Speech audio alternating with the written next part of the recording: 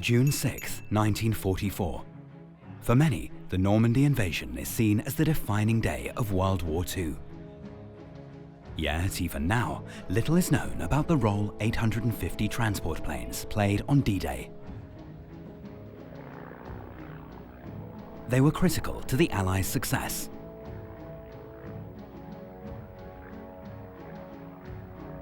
Now, the DC-3 is a bit of a Jekyll and Hyde aircraft because it has this civilian life, but it also has this military life. During the Second World War, the DC-3 helped the Allied forces secure victory.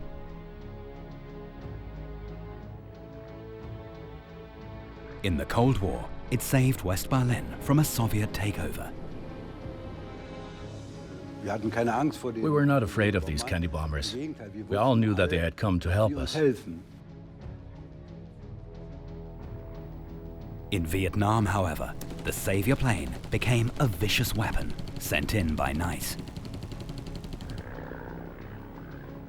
Following her military career, this chameleon of the skies transforms herself once more. She becomes an airliner again, and the grand lady of post-war aviation. The DC-3's many names reflect its long and storied history: Sky Sleeper, Dakota, Candy Bomber, and C-47. It has flown for decades. I mean, what other aircraft can you say has flown for nearly a century and continues to fly? And no other plane in the world has been built in such numbers.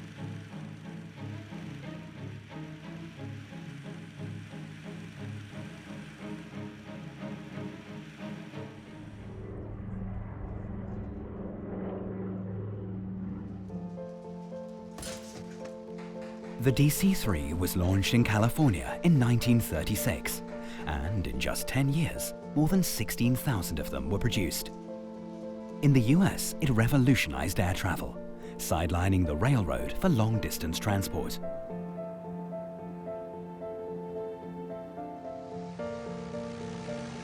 The DC-3's main competitor was a German plane. The U-52 had an aluminium alloy structure. It was also popular and reliable, but could only carry 15 passengers.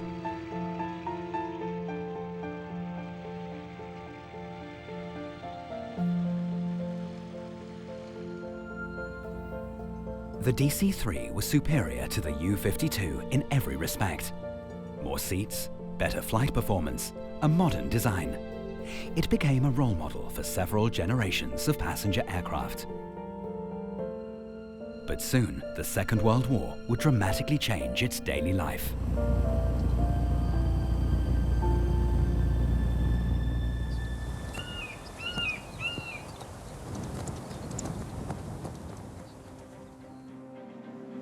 In Switzerland, the American plane became part of history. This one nearly ended up on a highway intersection in Dubai. Now restored to her former glory, she's enough of an eye-catcher to rival the Alps.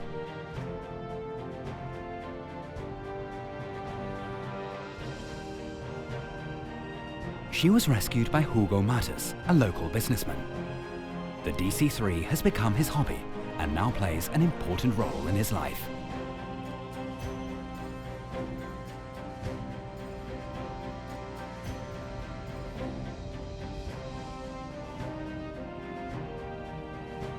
Each year, he spends about 70 hours in the cockpit.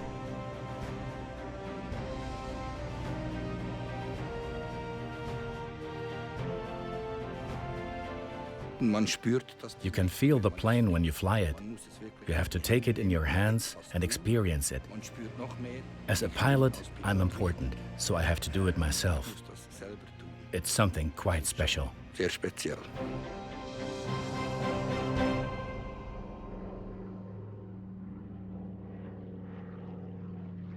In 1936, Swissair decided against the German U-52, choosing the DC-3 instead, with Paris, London, and Berlin among the airline's prime destinations.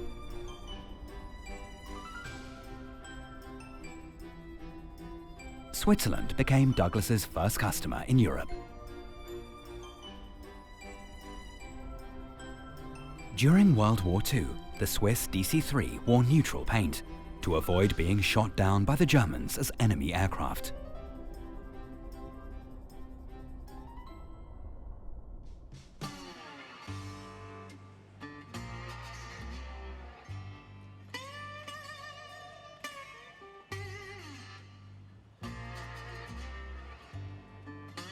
Not all DC-3s are enjoying as pleasant a retirement as the vintage plane in Switzerland.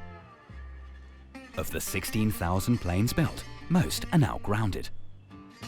But even in the aircraft boneyards, a DC-3 retains a good value, unlike most other aircraft.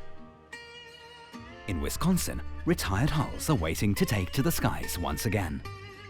They are worth a few $1,000s each.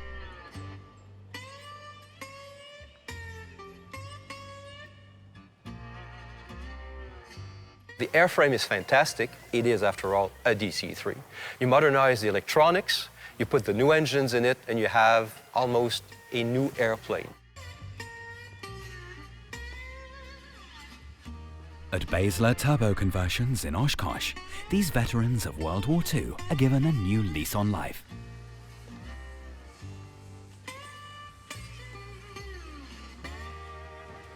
The Swiss vintage plane also started her second career here as a retired C-47, the military version of the DC-3.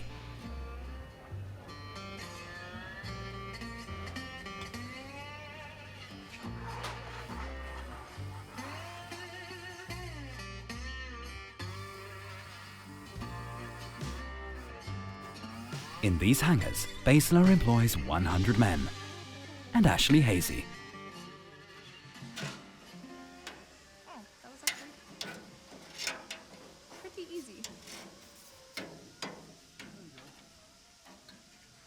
I've only been an aircraft mechanic for a year now, over a year.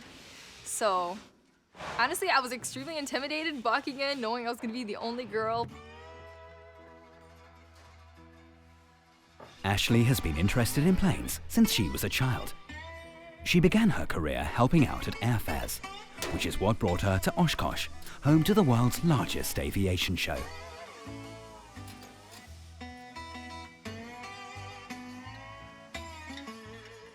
I just knew right away I wanted to be an aircraft mechanic, and I love it very much.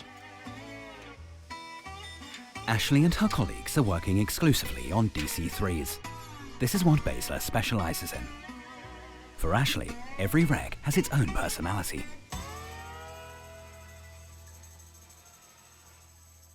Their history. I love history so much, and each aircraft tells a different story. And I mean, even Judy over there, obviously that one has quite a history as well. And it's amazing what aircraft stories can tell. Judy, for example, could tell how she was shot at in the war and how she performed several emergency landings.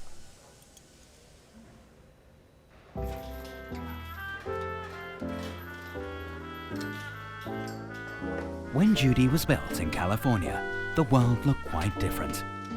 The original idea at Douglas was to construct an airplane that offered seats during the day and beds at night. The first customer, American Airlines, placed the order with a mere handshake instead of a formal contract.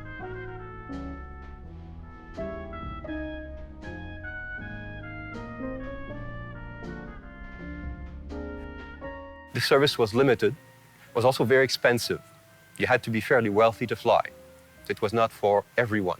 People dressed in their Sunday best to go flying because it was an occasion. Being an air hostess suddenly became a highly sought-after career. The sleeper provided great comfort. Huge seats like living room chairs, modern ladies' and gentlemen's toilets. And at night, the seats became beds.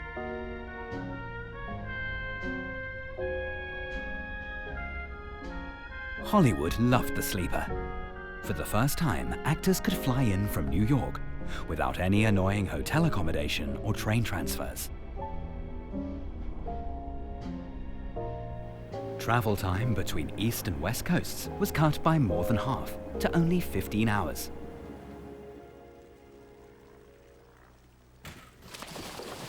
including 3 stopovers for refueling. So the DC-3 kind of changed things by making the journey the destination, as opposed to sort of slogging it out and just getting where you need to go. The planes landed in Glendale, near Beverly Hills.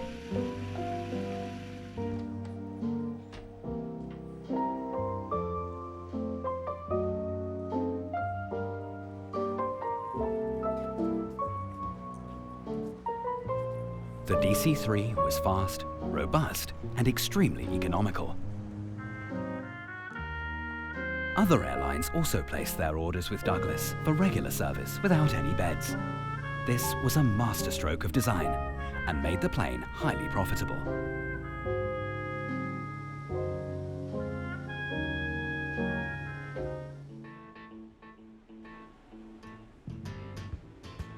The Hollywood sleeper has almost been forgotten today, but not in Florida.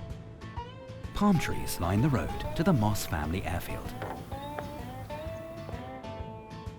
When the last sleeper was sold a few years ago, the family acted fast. The original aircraft registration number is still visible. The family wants to restore the DC-3, but they lack the money to do so. This is what flagship Tennessee looked like in her prime, back when she flew the rich and the beautiful across the United States. We're going to bring it back to what it was in 1936 as the oldest DC-3 in the world today, and it was the 6th one ever built. So, of all the DC-3s, this one really deserves to live again and to show the world what airline travel was in the mid-30s. On board, the food was freshly prepared. There were no classes like today. Every ticket was equally expensive.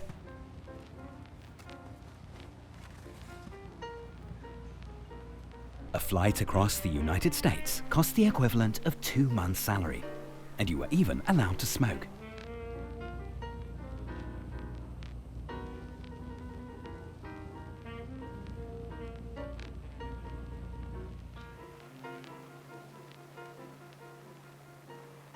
I started when I was about 15 years old, flying DC-3s with my dad from Miami to the Bahamas, Turks and Caicos, and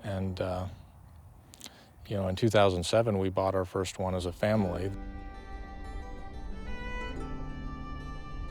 In the 1990s, the Moss family was living and flying in Alaska. At the age of 7, Glenn was allowed to take control of the plane, under his father's supervision, of course. It was really something to go to Alaska with my parents, to be able to fly with my dad from Fairbanks to the different Indian villages, gold mines, places that really no one gets to go to.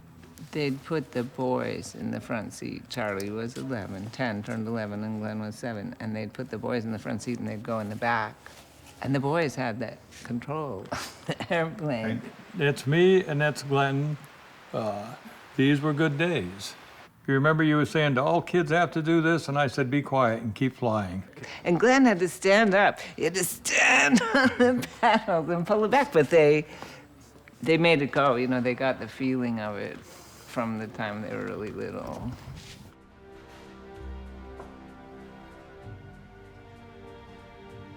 The Swiss entrepreneur Hugo Mathys is also following his dreams. However, there is a difference of a few $1 million between his ambitions and those of the Moss family. In Oshkosh, the Swiss hobby pilot has bought another DC-3 from the meadow. Judy. Let's talk about my aeroplane. Same configuration. Together, Hugo Mathys and the workshop manager discuss the rebuilding of the aircraft. During World War II, Judy carried paratroopers. In just 2 years from now, she will be able to do so again. And what is your impression now with this aeroplane? It's not bad, actually. The fuselage is not very bad from just the initial look at it. I really don't think that it's very bad. There are some spots, obviously, but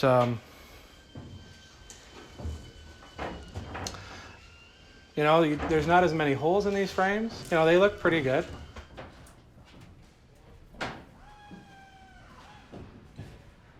Ja, es muss prinzipiell noch viel getan werden, aber There is still a lot to be done. I knew it when I bought her. Buying the plane costs around 1/20th of what I'll spend in total.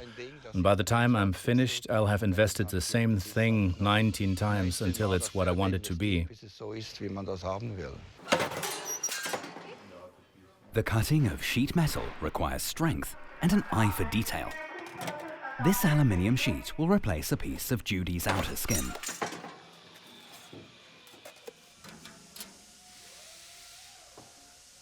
Well, right now what I'm doing is I am going through and basically overhauling this rudder for our next aircraft that's going to look similar to that one.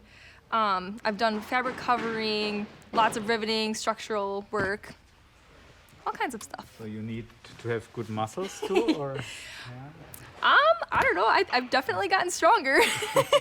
So I'd say yes. Okay. But you don't have to be as strong as the guys to do it, so. 3:30 in the afternoon is clocking out time at Basler.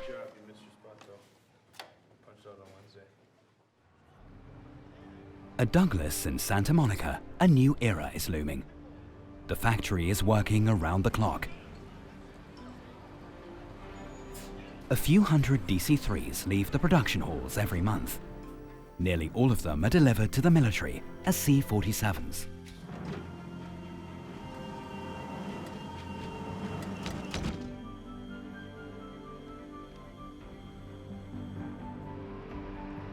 In December 1941, the United States entered World War II. Many civilian DC-3s, including all sleepers, were requisitioned and converted into C-47 military transporters. In addition, the United States built up its own stock. It also supplied hundreds of C-47s to its allies, especially to Great Britain and the Soviet Union.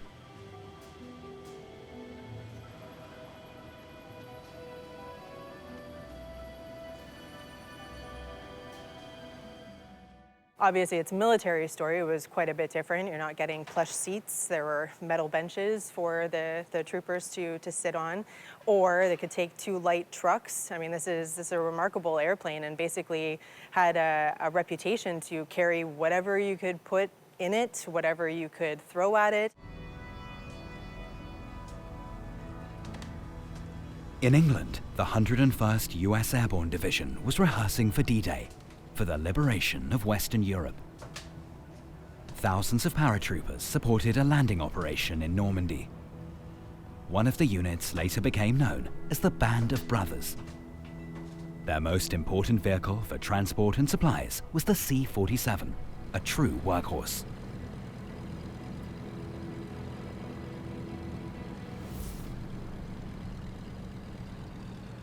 We had number of C-47 practice jumps in the States. And of course, after we got over to Europe, to England, we perhaps had 15 or 20 practice jumps from the C-47s. The Americans brought as much as they could to the table. They only had one chance with the invasion, so it had to be successful. Their surprise attack from behind German lines helped establish the beachheads. For the first time in a war, cargo gliders supplied the paratroopers. The C-47s towed them towards the target zone.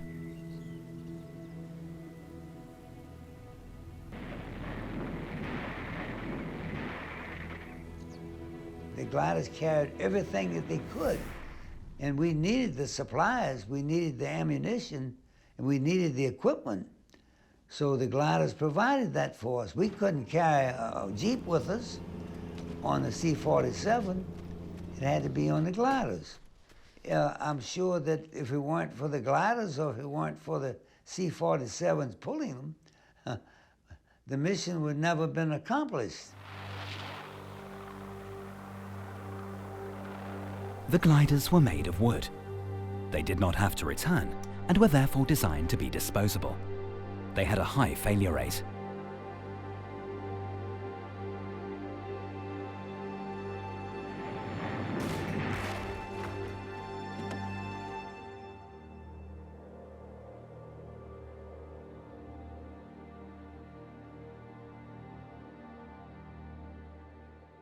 They all cracked up.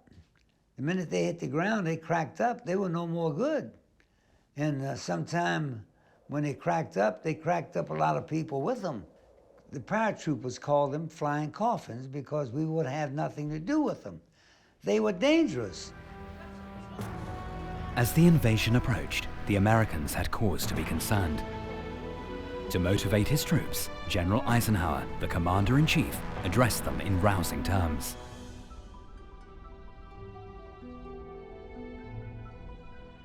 Time, 2200 hours, June 5th, 1944. The place, England. These pictures, the first Air Force films to be received in the United States, arrived 48 hours after the amphibious assault began.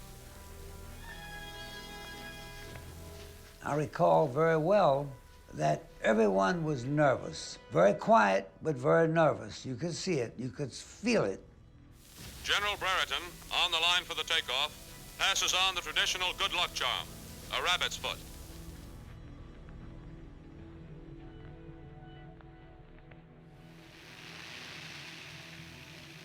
In a first wave, around 850 military transporters released 17,000 paratroopers, coming back in further waves to provide them with supplies.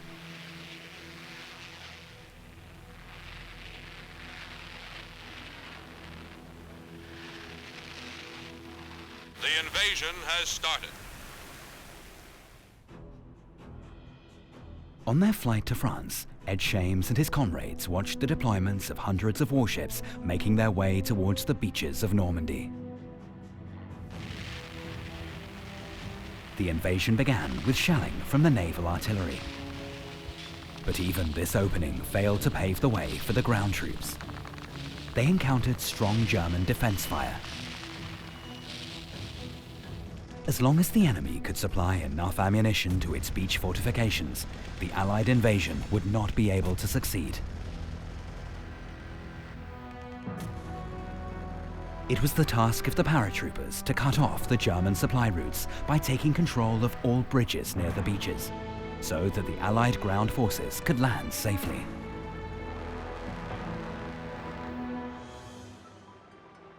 Stand up. Hook up. This mission was extremely dangerous. The generals expected a casualty rate of 50%. Ed Shames and his comrades realized what they were up against. I was afraid, scared,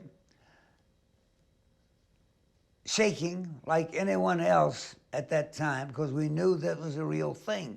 I was scared to death at that moment.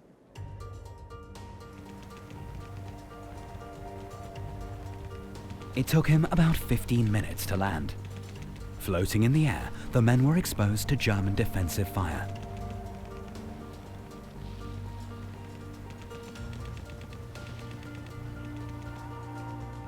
I jumped into a bunch of flak, tracer bullets, artillery shells, flak, and so forth. How I wasn't hit, I'll never know, because the plane, you could hear the flak bounce off the plane. We were getting ready to jump. Not only that, our parachute was coming down and you could hear something going through the parachutes, cutting through the silk.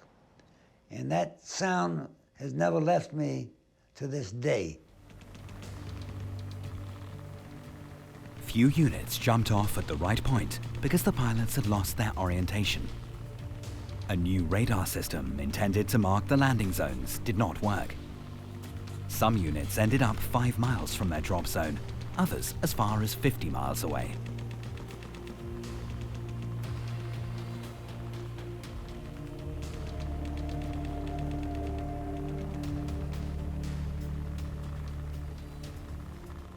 We were there in no man's land, enemy territory. We had to make contact with the beach forces, which we did after 3 days. Once they had landed, the paratroopers were supplied exclusively from the air. The C-47s came back again and again, pulling the gliders behind them.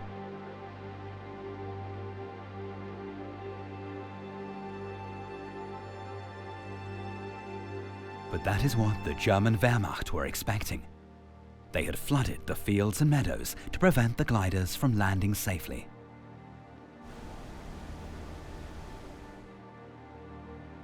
The Germans also put up glider barriers, like poles, like trees, in fields where gliders would land.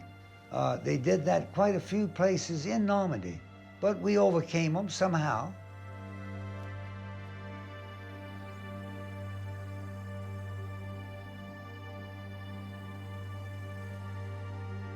Overcoming the barriers came at a high price to the glider crews. 1 in 4 soldiers was killed in the operation. But those who survived helped turn the tide in favor of the Allies. The German troops ran out of ammunition, allowing Allied forces to conquer the beaches and advance inland. The Wehrmacht had to withdraw or surrender. After only 3 days, the Allied forces moved eastward to recapture France.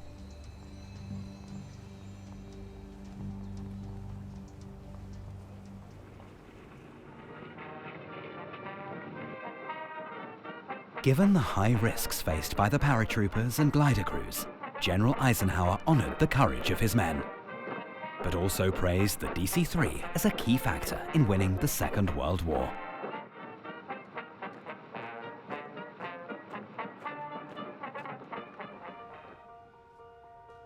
The first newsreel footage of the invasion to appear in American theaters featured a plane called "That's All, Brother."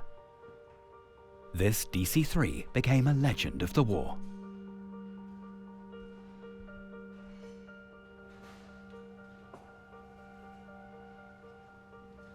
When the crew baptized the plane with this name, the paratroopers intended to send a message to Adolf Hitler. "That's all, brother."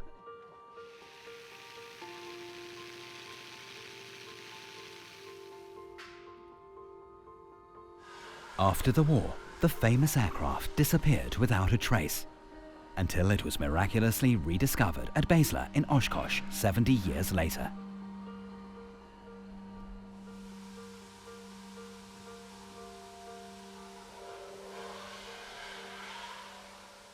We actually didn't even know we had it.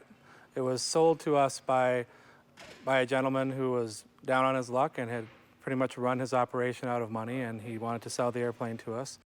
And we put it back with the other airplanes in our boneyard. We call it back in the grass. And it sat there for several years, I think 7 maybe. And we just didn't even know what we had. By sheer chance, a historian recognized "That's All, Brother" by her serial number.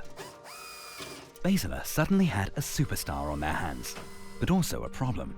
Many wanted to buy the famous warhorse, including Swiss enthusiast Hugo Mathys. But in the end, he had to make do with Judy.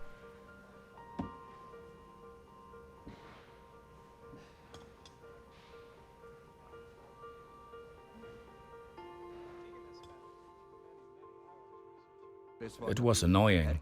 They had promised I could buy it, but I understand the historical reasons. This plane belongs to America.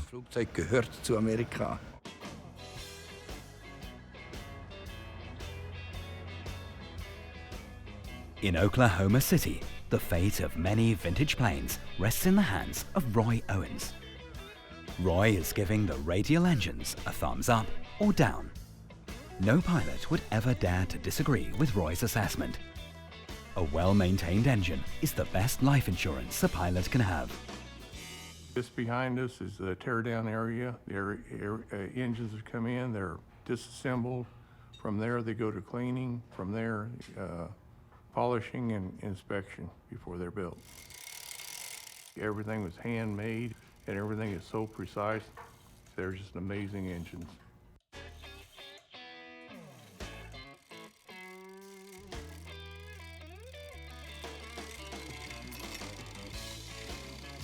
Today, Judy's radial engine is under inspection. It's dismantled to see if its cylinders still work safely enough, or whether they've been pushed a little too hard.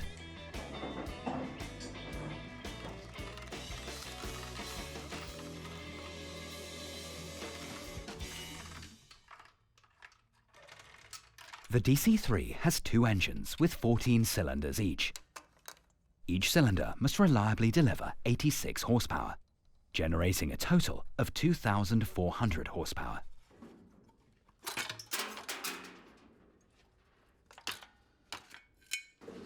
Here's the cylinder. And push rod. The roll of cylinder is very important. It takes all the heat, the thermal shocks. It is replaced more than any other part on the engine during its lifetime. Roy is in no doubt. Judy's cylinders are only good for the scrap heap and must be replaced.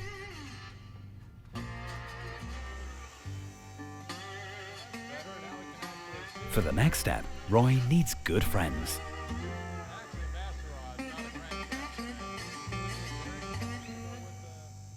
What do we gather up here to send Roy over? And I think for 2 engines. So, Right. I've got a new master rod here, brand new master rod here, A main bearing. one main bearing, And that should be the rear. the rear, okay, 2. And what about piston ring? I think we got them right here. Okay, and a bearing shell. So 25 to a box. It's World War II vintage, but as you can see, it's perfectly preserved inside. They're packaged with Cosmoline and it's okay. really packaged to stand the test of time. It was all military surplus post-World War II, and then the government would sell it off in lots, and the big engine shops would buy the lots. And they were able to continue building engines for decades off of military surplus, and still today.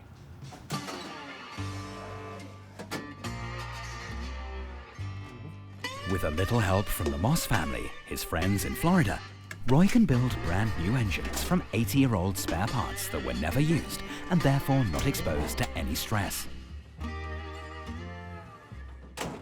After all, what we're looking at is an airplane that flew more than 80 years ago. It flew barely a few years after the first transatlantic flight solo of Lindbergh, and something like less than 30 years after the first flight of the Wright brothers. So you're looking at very significant aircraft with a fascinating history, a fantastic history in every corner of the globe. Rods, bearings, master rod bearings. For Hugo Mathys, Roy has only bad news today. There is total wear in almost all of Judy's cylinders. They're heavily used, eh? very used. You like newer, better quality stuff, and these would not fit your needs, I don't feel. So there are new cylinders available, and All 14 here. 14. Nice. 7 front, 7 rears. So dass es gebraucht ist, das wussten wir, aber das We knew that it was used, but I did not expect it to be so extreme. The engines are completely exhausted. ist jetzt richtig ausgeleiert. For the Swiss pilot, it's a bitter pill to swallow. 14 new cylinders for a whopping $50,000. But as an engineer, he knows that parts of this quality come at a price.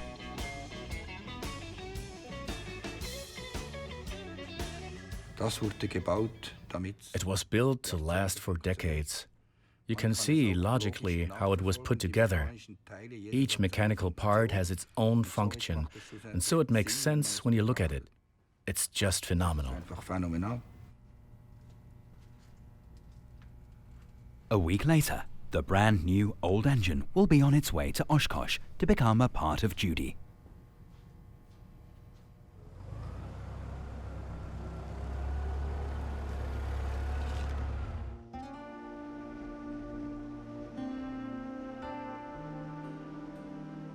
When a hobby becomes serious, passion may be what is most required. But knowledge is equally crucial. Mobility has become more important to us than ever before.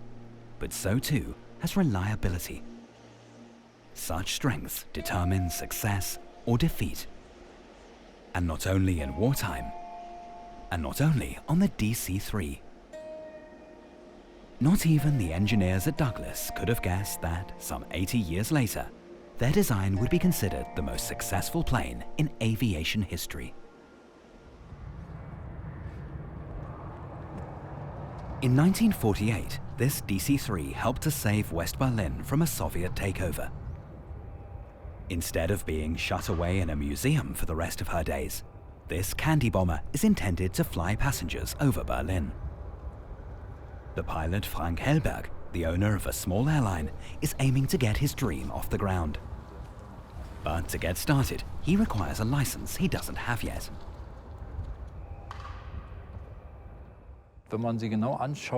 You can clearly recognize how this design became the mother of modern airliners. In Berlin, she had a huge political impact too. She turned former enemies into friends. This is the heritage of this plane, and that's what we want to tell.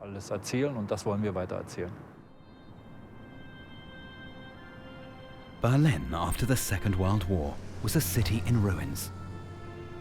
The German capital had paid heavily for its role at the heart of the conflict. Its people lived in holes and cellars. They were starving. So-called rubble women cleared the sites of the bombed-out houses.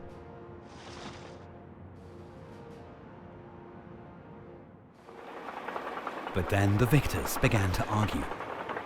In June 1948, the Soviet Union blocked all land routes into Berlin, so that the Western Allies could no longer get supplies to their sectors of the city.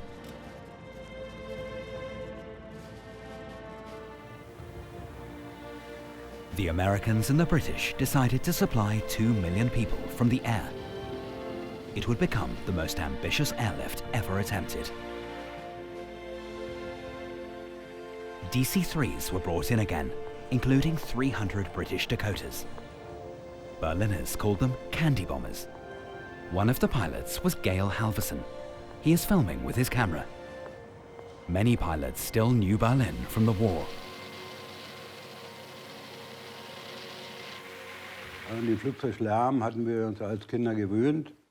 We had got used to aircraft noise as children, from the Allied air raids in the war. But after the war, there wasn't much air traffic over Berlin.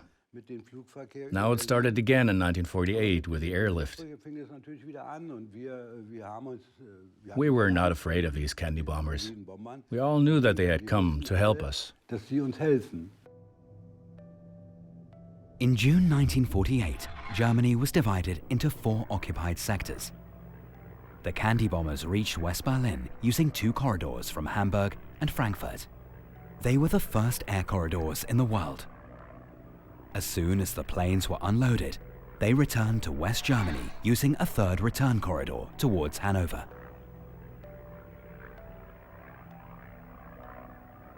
Berlin was probably the busiest airport on the planet for a brief period of time. Anything from food to coal to milk, everything that the Berlin population needed was flown in. It was amazing. Every pilot had to make a successful first landing in Berlin or fly back immediately without landing at all. Their schedule was excruciatingly tight.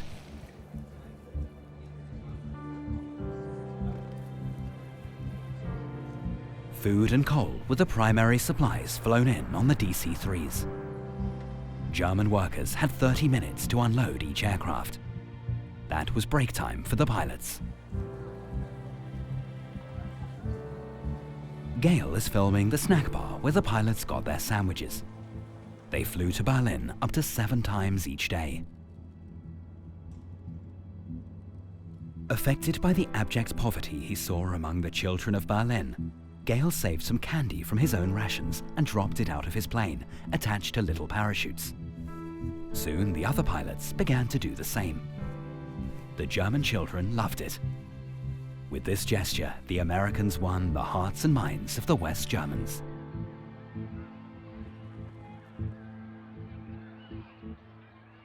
If there was a parachute coming down, then hundreds of children would run through the streets and chase it. It was an adventure for us, as though you had found some golden treasure. Yes, a bar of chocolate. I didn't know a single child back then who had a whole chocolate bar for themselves. Today, thousands of people barbecue here every summer.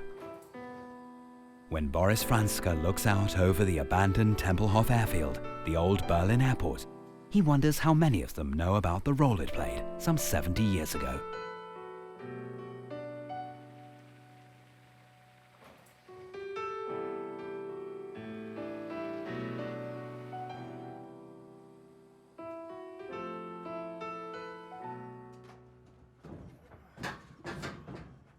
At the new Berlin airport, the DC-3 crew cannot take off, as their old candy bomber is no longer airworthy, and their new one lacks the proper license. Putting in the seats from the old plane should help the new aircraft to get the license needed.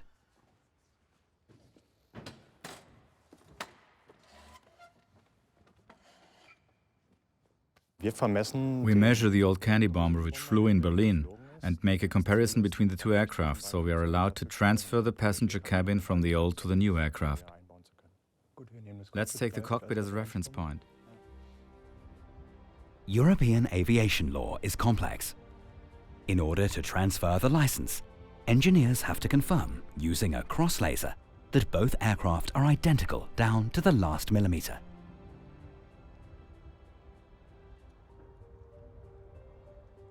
If this is confirmed, getting the passenger license for this old lady should be a pure formality.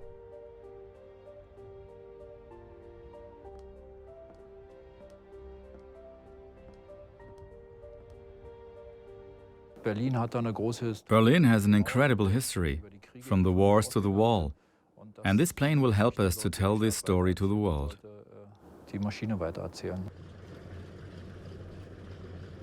After the airlift, the DC-3 served as a passenger plane for a few more years. But the emergence of faster and more comfortable jets soon put it out of business. The Boeing began to take control of the skies.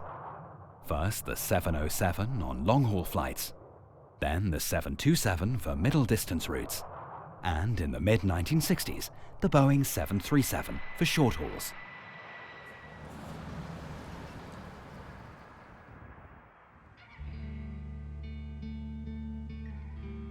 But even in the jet age, the veteran roared back to life. In Vietnam, the DC-3 earned her final nickname, Puff the Magic Dragon, after a well-known hippie anthem.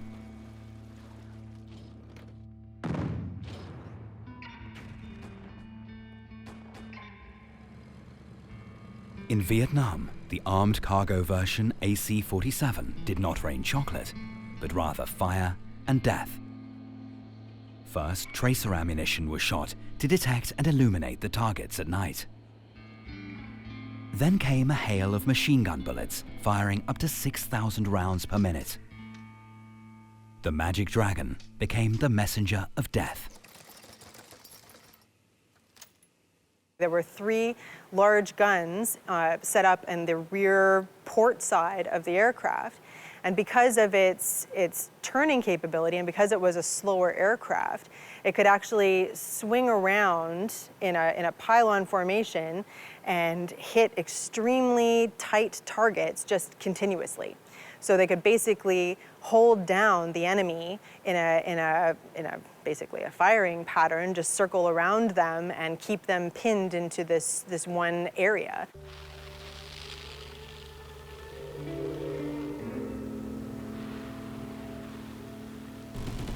The crew flew until they ran out of either fuel or ammunition.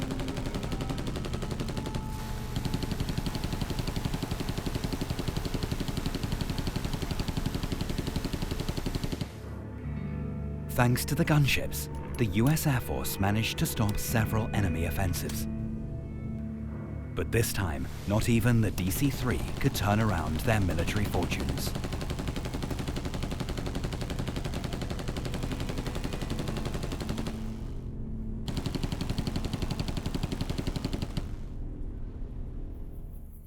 After the US withdrawal from Vietnam, the the DC-3 finally seemed to be consigned to history in most parts of the world. But as it turns out, its story was far from over. There are still new and exciting chapters to be written. In the 1990s, the DC-3's old virtues are being enhanced with new technology, such as turbo engines and a modern cockpit. Vintage aircraft are being reborn as Basler turbos. The paint is done. All of the systems have been checked. The airplane is ready to be delivered to the customer. In fact, the customer will be showing up today to sign the contract, hopefully. Good morning. Good to see you again, Andy. Hey, Randy. Hey, Randy. How are you, sir? Welcome to Oshkosh. Thank you, sir. It's just a great set of customers that we can work with on this aircraft. We're really looking forward to that. Yeah, that'd be cool. Very nice. Well, here's the final document for your airplane that you're taking delivery of today.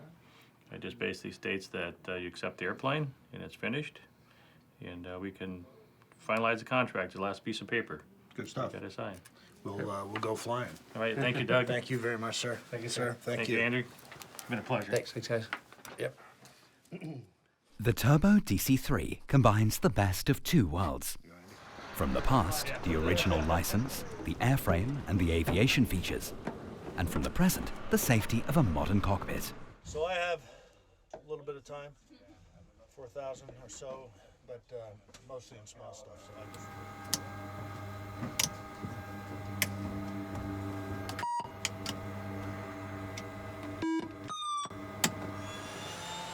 When starting the engines, you can immediately hear the difference. The turboprop sounds like a jet, no more buzzing of a piston engine.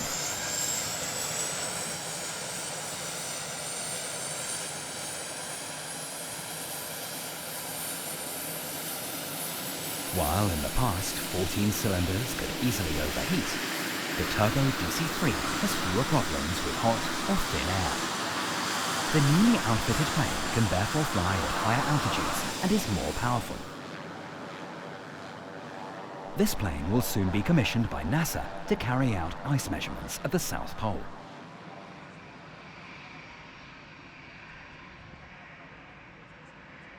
The German Alfred Wegener Institute has also bought two Turbo Classics and equipped them with sophisticated technology for polar research. Polar 6 will soon be setting off for the North Pole. Thomas, I'm releasing the coupling. Yo.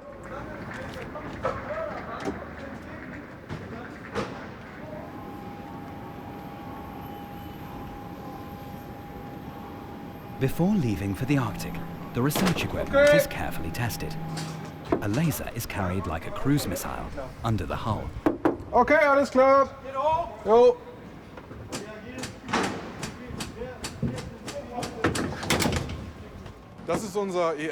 Our EM bird is a great system.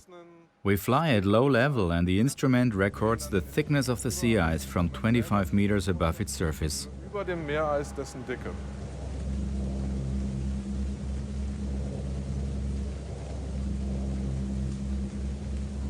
Polar 6 flies slowly at 300 kilometers per hour and very low. This would be a serious disadvantage in passenger transportation, but it allows the researchers to gather accurate data over long distances. We've seen in recent years that the ice is getting thinner and thinner. In 2001, we found ice about 2.20 meters thick in summer. It was about half of that last year, and now we are curious to see what the ice looks like this year. Und jetzt sind wir natürlich gespannt, wie das in diesem Jahr aussieht, ja. The results of these research flights provide evidence of climate change, for example, in Greenland. Greenland loses 3 times as much ice every year as there is in the entire European Alps.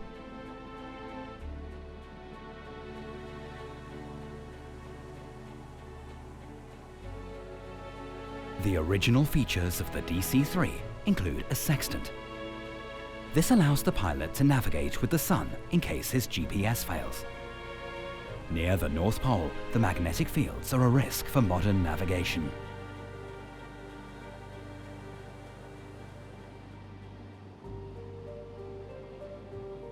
Weather permitting, the team cruises over the North Atlantic for up to 6 hours a day. Within 2 weeks, 3,000 kilometers will be screened and a huge amount of data gathered.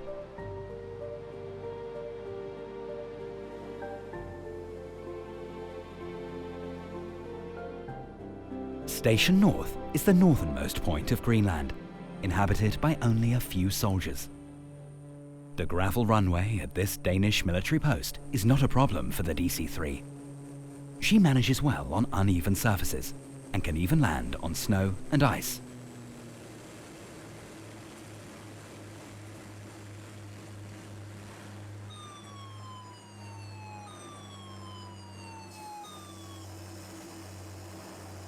The extraordinary versatility of the DC-3 is the reason for its long and exceptional career. You put it on wheels, as normally. You put it on skis. You can use it in wintertime off frozen rivers and lakes. You can use it in deserts. You can use it in small airports. You can use it in mountainous areas. It is a fantastic aircraft that can take off from fairly short fields using the technology that was available at the time. The 1,000 lives of the DC-3 was an exceptional journey through the 20th century.